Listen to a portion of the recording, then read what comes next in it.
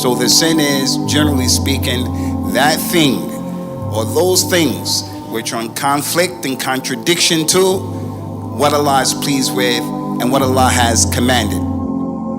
Sometimes we make people feel uncomfortable in the masjid. Just as that Odai, that old man, has every right to be in the masjid, that drug dealer should feel comfortable walking into the house of Allah Azza wa Jal, and you should make him feel comfortable like that. He has every right to walk in the masjid. Last time I checked, brothers and sisters, it's called Baytullah, the house of Allah Azza wa Jal. It's not my masjid, it's not your masjid, it's not the uncle's masjid, it is the house of Allah. Everyone is welcome. Sometimes we are the cause why people are pushed away. فَتَنَبَّهْ يَا عِبَادَ اللَّهِ. Right? Be careful with that. We all have responsibilities to Allah subhanahu wa ta'ala. Some of those responsibilities and acts of worship, we do it publicly. Allah subhanahu wa ta'ala has also commanded us to do private acts of worship.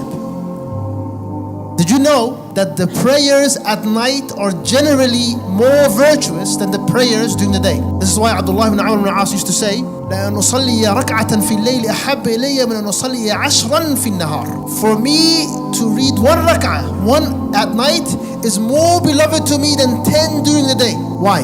Because lesser people, if anyone at all, would know about you praying at night in your room. Who knows? It's just you and Allah. You're being a secret servant to Allah subhanahu wa ta'ala, a secret worshipper. That's the kind of ibadah you need a lot of.